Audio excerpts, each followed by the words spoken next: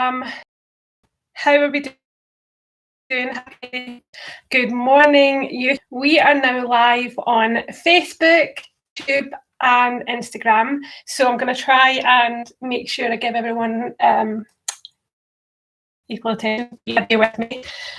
I hope you're well. I'm a few minutes late. Technical problems, but hey ho, we're here. And I'm ready with my coffee for the day.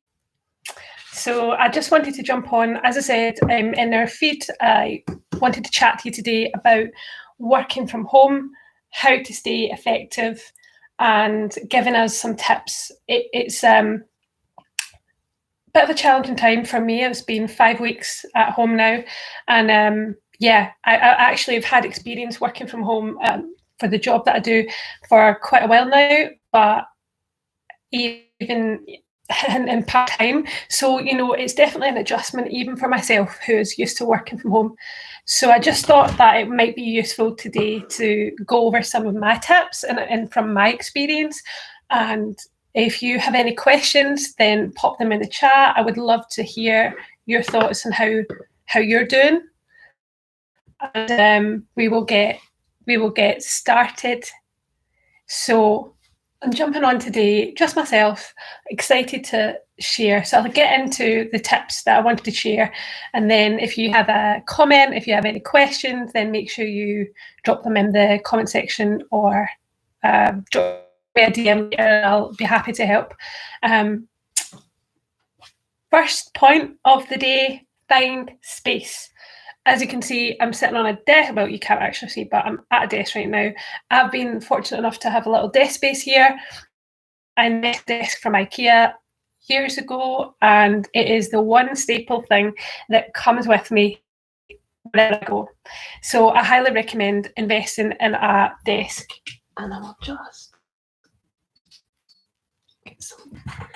And so I would say find a space is one of my top tips. Make sure it's somewhere that you feel comfortable, and whether that is even, to be honest, before I had a desk, there was times when I would use an iron board and I would have it sitting up at the edge of the couch or bedroom if I was in a shared house. And just find a space, whether it's at the kitchen table, find a space that you can feel inspired, or remove distractions but feel comfortable enough to just sit down and get some work done. If that's at all possible, I fully appreciate that many of us are juggling families and different caring responsibilities. I'm coming at it from a young professional, navigating working from home through quarantine. So I hope that's my first point, is try to find a place and a space that you can go to, because I think it's important. Just like you go to work, you also need to be able to come home, and that is a challenge right now for a lot of us. I know I just would encourage us, if you can, find a space. And if you're perhaps furloughed or not working, it's still worth looking to maybe find a space to a reading nook to sit down in the morning where you have your coffee or your breakfast, or have that space. I think it's about making the most of the space that we have and trying to find variety in that, which can be quite challenging. But this is just a few thoughts that I'm hoping will help you get stay motivated, feel effective at home. And number 2 is set your alarm. So a few weeks in now, and I'm finding the best days that I have are ones where I set an alarm, I get up at a set time like I would if I was going into an office or going out to work, and I find that routine is really important. And it's funny because I do some work with my other business, and I'm a writer. I'm quite interested in psychology and cognitive behavioural therapy. Just did a live the other day with a therapist from Piece by Piece, and it was so interesting because we talked a bit about this. And even for our mental health, I think it's so important to be able to have that routine. Like, I hear a lot of people working in social media, and I've experienced it myself, not being able to sleep has at times, or not having the best sleeping patterns. And so I think if you could set your alarm and put in a routine, whether that's to get up in the morning or even to go to bed, it can help, because I know how it can get when we're home and we feel overwhelmed and there's different things that come at us and information that we're dealing with. You can get this thing called psychologist called brain fog. And so maybe just being a bit more structured is this point about setting an alarm, getting into a routine to saying, okay, I'm going to get up at this time, I'm going to go to bed at this time, and just it helps take care of our mental health, if anything else. Point number 3, take regular breaks. Now, I know how easy it is working from home to one, either get distracted. You either get distracted or you get so caught up in what you're doing that you lose track of time. And so I just want to encourage those of us who are workaholics, or who like to work, and who, it's badly phrased, but those of us who are get caught up in working and just can't forget and lose track of time. There is such a thing as work-home burnout. And so I really would encourage you to make sure you stop and take breaks. And I'm still working to practice this part myself, but get out for exercise at home. But anyway, make sure you stop for breaks. When that clock finishes, you've got to stop, because I think everyone's dealing with this so differently. And we have people who are working in different hours, and then there's like a kind of domino effect sometimes when people are overworking, working at weekends when they don't need to be, but maybe they're trying to distract themselves, and then we all get caught up in this unhealthy cycle. So I think it's really important to put boundaries in place, take regular breaks, and I really believe that when you put that in place, you will see your day and your energy and your time become more effective. You'll be amazed at how much you can do. Yesterday I had a crazy day when I was able to achieve way more than I anticipated, just by setting some boundaries and getting in place. Okay, this is what I'm going to do then. And it really does help when you say, I'm going to stop and take a break. I feel like I'm going to sneeze. Isn't it crazy that you can have hay fever at home? Oh my gosh. So number 4, plan. Oh gosh. Plan and prepare. Make sure that you are putting in some time to plan. I recently took a class this week on improving this area, because I think we should all be improving. We've all got to keep learning and growing in our strengths and our weaknesses. And so, yeah, I think I've really become more appreciative of the importance of planning and putting time in your diary to sit down and plan things out. Make sure you prepare. So if you need to prepare the night before for work, I would highly recommend looking at where you can automate things. So if you are working Monday to Friday, can you look at what your meals are on the Sunday night? Can you look at getting what kind of things do you need to be able to really set you up for a win?